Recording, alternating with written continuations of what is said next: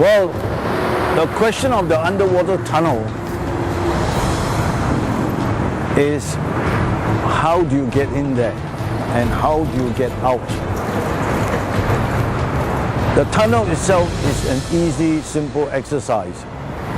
However, the extent of what is required to bring people in and get people out, that is the big question. Now, if you are going in from Gurney Drive, this is Gurney Drive. One road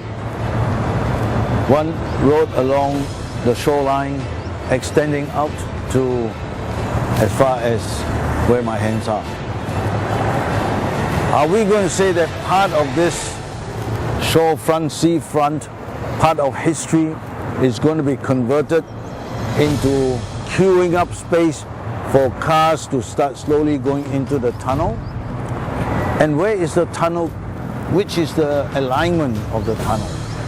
These are questions that we do not know. Then we have also heard the Chief Minister say that the tunnel will be from Pankor Road. Now we all know Pankor Road is a very narrow street full of buildings. It's very congested because all traffic from Burma Road, Upper Burma Road, Plautikus, and Burma Road from town are forced to go into Pankor Road, and then from Pankor Road they go out to Northern Road and then to Klawai Road. So how are you going to do that? So there are a lot of questions that concerns us as concerned citizens with respect to the environment and the social well-being of the people. I think if we were to take a footprint of any of the tunnels that we know exist in the world, Hong Kong, Sydney, if you look at the amount of traffic converging into the tunnel, you realize that there is a lot of space required. And do we have the space? That's my concern. With regards to the environmental issue, its impact, we don't have to look very far. You only have to look over here. We are now high tide. When the tide is out, this once beautiful white sandy beach from all the way there is gone. What you have now there are mud flats. Mud. Now where did this mud come from? This mud came from the reclamation further out there. The mangrove used to be a small little colony over there, but because of migration of mud from below the ground that's been brought over here, the mud has gone over the sand and now mangrove starts to grow. So this has been going on for a number of years. Have the government addressed the environmental impact of this mangrove on this traditional stretch of recreational space? Now that's a concern. If they can't address this simple mud issue, how are you going to address the larger problem of the tunnel exiting and ingressing? See, this project is still in its very early stages. What we hope the authorities will do is to study the overall macro environmental impact before proceeding further. Because unless it is well thought out, and I personally believe that bringing the tunnel through to Gurney Drive is a wrong location through all these high rises that you see here. Is the government trying to tell us that all these buildings will be gone? Because don't forget, if you bring a tunnel through, undersea tunnel, then you have to have a tunnel underneath the sand. Then you are going to go below these buildings that have piles. Penang's livability has always been there. Without the tunnel, Penang will still be a livable city. But I have a faint suspicion that part of this tunnel is within the paradigm of what the government wants to do. They want Penang to be an industrial city.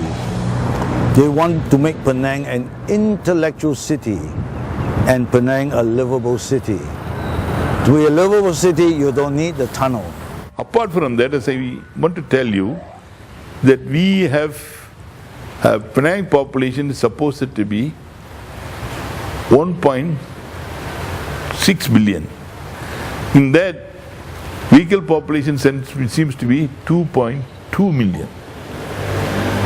It's already that for the Penang state. Every day the flow of traffic in the Penang bridge is about 80,000. On the very peak day it is 120,000. And we also have our ferry services, which also brings, I don't know the number of vehicles there. And now we are having another bridge being constructed. So the carrying capacity of this place, how many cars can be accommodated, how do we manage the whole thing? I mean, that has not been properly explained, studied and so on. That is the reason I oppose this. Expressing concern, some of the port authorities, whether it will have an impact on our ships coming into the port. These are major concern. How that established? How is he able to assess the public view? Public doesn't know the whole thing. You go and sign an agreement, a letter of intent and say people have already agreed.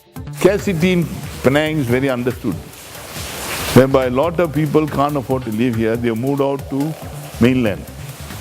So currently, a lot of people find it very difficult to buy a house here because it's very costly, they can't afford it. And you must understand the reason why. We have to give space for the cars, which is very important. Human living on land or the cars. So that must be carefully considered. I think the main question to ask about the construction of tunnel in Penang is that, do we really need a tunnel? On the perspective of maritime logistics development, we have to remind ourselves that 90% of world trade are coming through the water. And if we look again at the growth of ships today, 20 years ago, ships are only carrying about 2,000 TEUs. Today, the size of ship have grown to about 18,000 TEUs, especially westbound ships.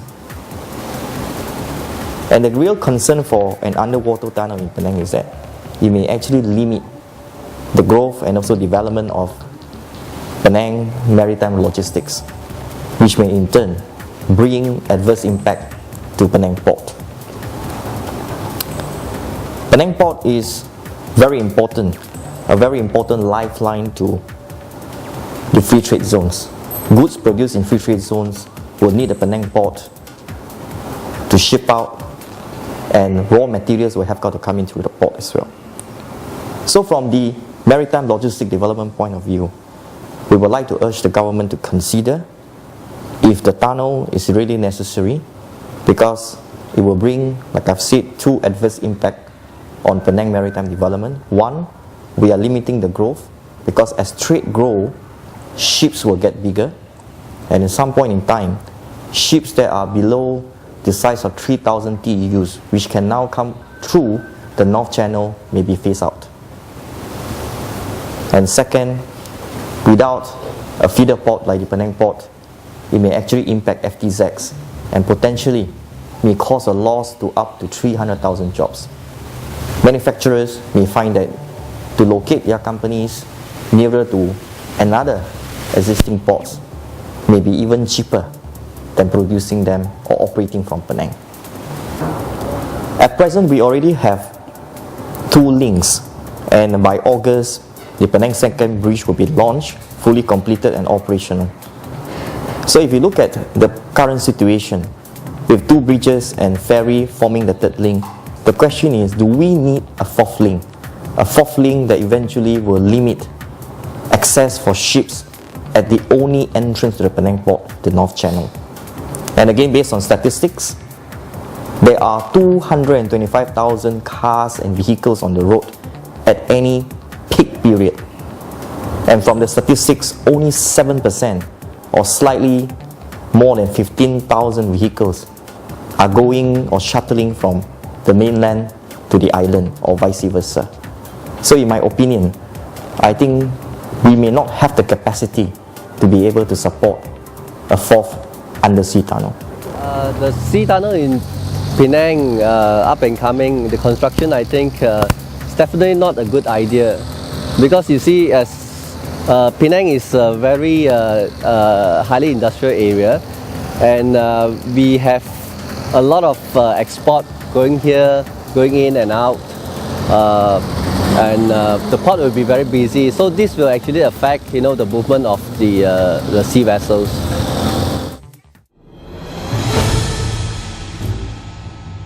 因为一时去到这边好，去到这边反正有好，我啷个是槟榔的人哈，所以伊发展好，我啷个是正有注重汉啊啊。有可能去这里underwater tunnel 咩嘛？跟你 right 可能因为跟你 right 是爱边啊，爱投降的。都本身是本来个人，爱人的人嘛，都包的人，都会感觉做。 你那是去好过哦，海说无去，我啷个是不赞成的，我啷槟榔人是个海过。因为我觉得说槟城是一个很小的一个岛，但是因为槟城大桥都已经有2个，然后还有 ferry 都有1个了嘛，所以如果再起那个海底隧道我觉得有一点不需要，也没有什么，就是多余的了，我觉得。Saya anak Pulau Pinang. Saya rasa pembinaan terowong di persiaran geni ini tidak baik. Pasal putih-putih dia akan memusnahkan pemandangan alam sekitar. Saya rasa tidak baik untuk pasal geni adalah tempat yang pemandangan yang lebih canggih ya. Ramai orang mari geni untuk menikmati pemandangan seperti ini. Saya rasa pembinaan terowong ini tidak baik. Berkenaan dengan terowong kawasan geni saya rasa tak puas hati kerana butiran lanjut kita tak tahu pasal apa, kita banyak putera orang Cina, orang Melayu berniaga di sini, jadi kita tak tahu kedudukan kita nak berniaga di mana. Kawasan-kawasan orang-orang yang berniaga dalam kawasan ini kita tak tahu berapa jauh jarak dia, berapa jauh jarak kita tak tahu. Saya minta dapatkan butiran dulu, tanya kita orang berapa jauh jarak kawasan terowong daripada muka laut, berapa jauh baru kita boleh agree lah. Tapi buat masa kini kita tak boleh agree lagi kerana kita tak dapat butiran-butiran yang penuh.